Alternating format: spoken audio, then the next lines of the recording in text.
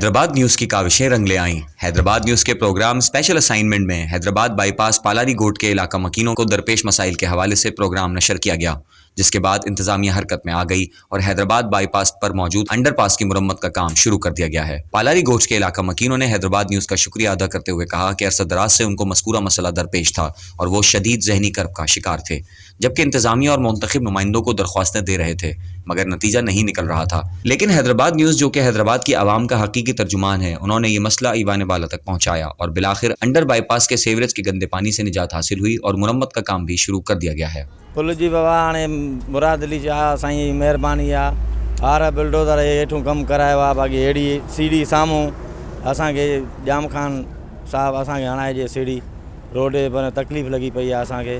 बाक़ी हेठीं पुल वारो कमु अल्हम्दुलिल्लाह हार बिल्डोज़र जे तरफ़ां माना हुननि करायो आहे कमु। अचवञ में हाणे परेशानी न आहे, हाणे सही कमु लॻो पियो आहे, सहूलियत आहे, हाणे सभु को अचे वञे पियो थो सुकून सां, को प्रॉब्लम ई न आहे। बाक़ी इहा आहे जो सीढ़ी असांखे हणाइजनि, इहे रोड जी तकलीफ़ आहे या ॿियो इहो कट जे बारे में जेको आहे सिस्टम, इहो अल्हम्दुलिल्लाह इहो चाहियूं था त असांखे सीढ़ी लॻी वञे, कुझु हेॾो सहूलियत थी वञे। रोड जे तरफ़ां असांखे वॾी तकलीफ़ आहे, एक्सीडेंट था थी पवनि घणा बाबा। हैदराबाद न्यूज़ जा बि असां तमामु शुक्र अदा था कयूं जो असांजे टाइम ते माना पहुता आहिनि, उन्हनि जी वॾी महिरबानी आहे, उन्हनि जी सपोर्ट आहे हैदराबाद न्यूज़ वारनि जी। अल्हम्दुलिल्लाह उहे बि तमामु असां बहितरीनु तावन पिया कनि। जीअं त असां थोराइता आहियूं हैदराबाद न्यूज़ वारनि जा, जिन पंहिंजो क़ीमती वक़्तु कढी असां आया, 2-3 चकर आया आहिनि, उन्हनि जी महिरबानी आहे, उन्हनि जे करे एक्शन खयो वियो आहे त इहे हेठां पुल ठही आहे। आर बिल्डर जी महिरबानी आहे ऐं जाम साहब वारनि जी महिरबानी आहे, उन्हनि खे बि असां चयो आहे त असांखे मथां लोही पुल हणी ॾिनी वञे, जीअं हितां खां कट खां रस्तो हेठां जाम थो थियो वञे त माण्हू जेको पियादल उहो मथां ई सवला सां ईअं अची वञे। महिरबानी काशिफ साहब जी थोराइता आहियूं असां, उनजी महिरबानी। सही मीडिया वारनि जी महिरबानी, तव्हां कम से कम अचो था कि चूंडियल निमाईंदा, उन टाइम ते वॾियूं वॾियूं हथ खणी दुआऊं घुरंदा आहिनि, साईं असां तव्हांजा हे मसला हल कंदासीं, हे मसला हल कंदासीं। को बि असांजे अॼु ताईं कमु कोन्ह थियो आहे, पर असां ॾिठो बि न आहे जू में त को किथां लंघियो या छा। लंघंदा बि आहिनि त उन्हनि जे 4-5 गाॾियूं ईअं वेंदा आहिनि ॼणा दहशत गर्द वञे थो। हिननि में असांखे को फ़ाइदो न आहे मिलियो। केॾो फ़ाइदो थियो आहे साईं पुल ठही आहे त उन में फ़ाइदो त आहे ज़रूरु, लेकिन अहिड़ा ॿिया कम घणा बि आहिनि न थिया आहिनि न, असांजा घरनि जा रोड रस्ता पिया आहिनि था। सीढ़ी ठहे पोइ वधीक सही थी न उहो ठहे त भलो आहे। रोड ॾिसो तव्हां, इन जो जेको ॿियो रोड आहे मेन, उहो उते रस्तो केॾो किन लॻो पियो आहे सेवण खां। मुराद अली शाह साईं कमु त सही कनि न, असां उन्हनि खे चवंदासीं, ॿियो कंहिंखे चवंदासीं, वोट वठी असां चवंदासीं उन्हनि खे, असांजो हक़ु आहे न। ओॾी महिल अचनि था पोइ त निहारनि ई कोन था।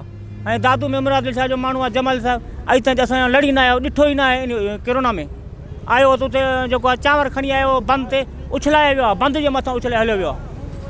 पोइ बि साहिब सां इमरान खे जेको 12-12 हज़ार असांखे ॾिना आहिनि, बेनज़ीर कार जा 12 हज़ार ॾिनई, हिन चयो त बिलाल चयो त 1 महीने के 6 महीने के पैसे 1 महीने में दे दिए आवाम को। क्या गुनाह किया हमने, क्या किया? ये तो हमारा हक था ना। वो 2-2 हज़ार 3 हज़ार काट देता था बंदे के, वो औरतें बेचारी रोती जाती थी, अभी तो वो खुश हो रही।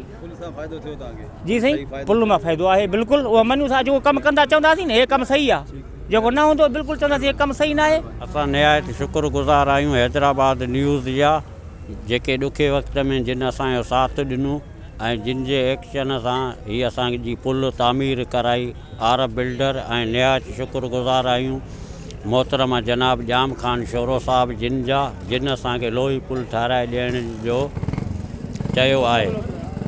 ऐं इन मीडिया वारनि जो असां सां वॾो तावन आहे ऐं असांजे ॻोठ खे वॾी तकलीफ़ हुई। हर मरीज़ ऐं जनाज़ा असां बाईपास तां मथां पे क्रॉस कया, असांखे सख़्तु ज़रूरत आहे पुल जी, उहा असांखे ॾिनी वञे।